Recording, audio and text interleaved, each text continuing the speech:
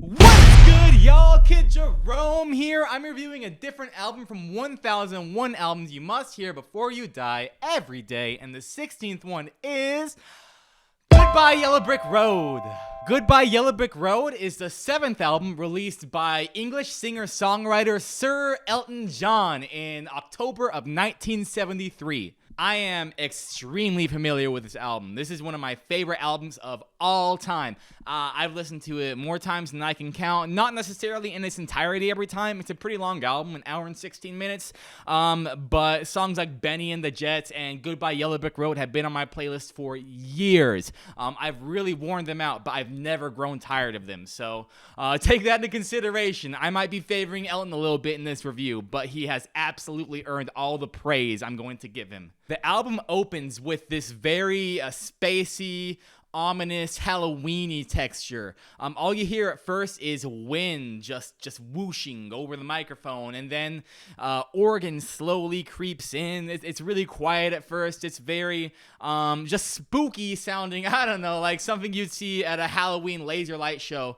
And then all of a sudden, a much louder, more pronounced organ comes in, and it's like, yes, Elton is here. It's just very impressive, immediately impressive, very loud, very tense, and the song grows and grows and grows into this beautiful, incredible instrumental with this unforgettable guitar melody, this amazing riff accenting the chord progression that Elton's laying down. It's honestly just an incredible piece of lyricless instrumental piano playing. Elton starts the album just by flexing as hard as he can. Elton's piano playing is brimming with emotion. It's perfect in every way without sounding robotic. In fact, it sounds very human. It has so much heart, so much soul, so much intention. Every note is as loud or as soft as he wanted it to be. Every progression fits the song perfectly. It's really a blueprint for rock piano, for what the genre is capable of, what you should strive for. A couple examples of this are Benny and the Jets. The melody line is one of the most unforgettable pieces of music I have ever heard. Excuse my bias, but it's perfect. It's so catchy, so ubiquitous. As soon as the song starts, the second it starts, you know exactly what song it is, exactly who it is, before he even opens his mouth. Another good example was on Saturday Night's All Right for Fighting. It's this incredible rock energy that really sells the song. It's unrelenting. It's driven. It has so much intention behind it. It feels like at points the drummer's struggling to keep up with Elton. When does that ever happen? It's really incredible what this man can do on a piano bench. Like, oh my goodness. Elton also has this insane, otherworldly talent for vocal melodies. It feels like him being the lead vocalist and the lead instrumentalist and the primary songwriter, it allows Elton this very unique, this very rare ability to almost channel music rather than creating it. It feels like he doesn't have the barriers that most bands or artists have. He doesn't have to struggle to communicate with the songwriter because it's him. He doesn't have to argue with the instrumentalist because they're him. He doesn't have to argue with the singer or experience any sort of creative differences because that's him too.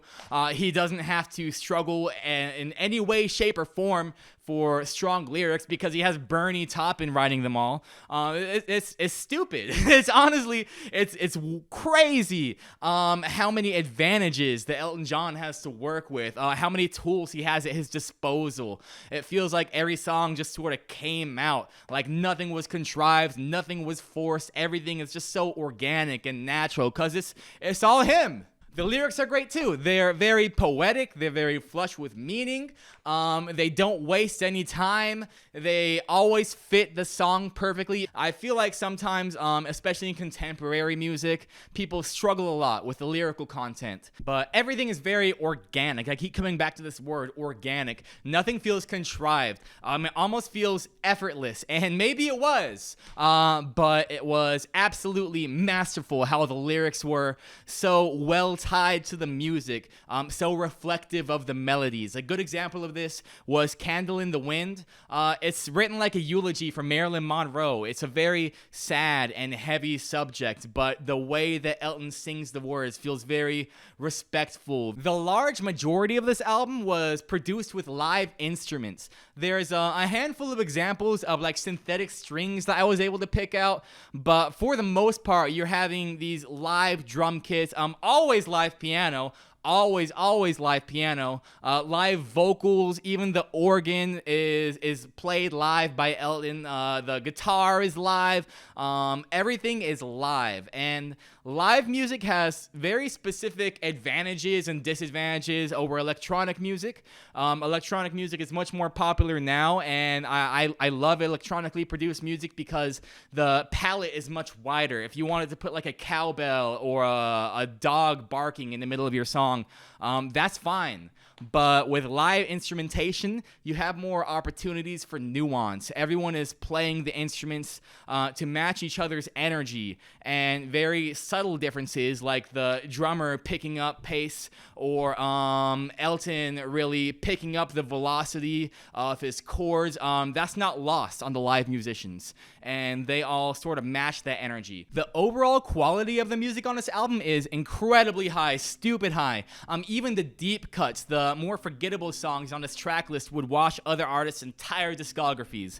We're talking songs like All the Girls Love Alice. There's this incredible synergy between the guitar and the piano, where the piano is driving the chords forward. It's very driven, very focused, and the guitar serves to sort of accent the chord progressions, playing at the end of each passage, giving it sort of melodic context.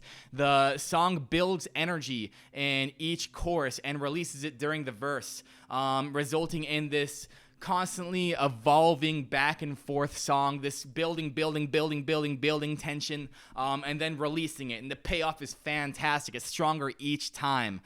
You're really anticipating the changes in the song towards the end, and they feel so good. Another example would be, I've seen that movie too. There's this very cool, chilled, relaxed energy, and it felt like the song accomplished everything it set out to. All in all, I feel like Goodbye Yellow Brick Road is one of the best albums ever written, and I don't even think that's a hot take. A lot of the songs on this album sound like they couldn't be improved on whatsoever. Actually, I can't think of a single song that I would consider a dud. The entire track list is stacked. The deep cuts are amazing.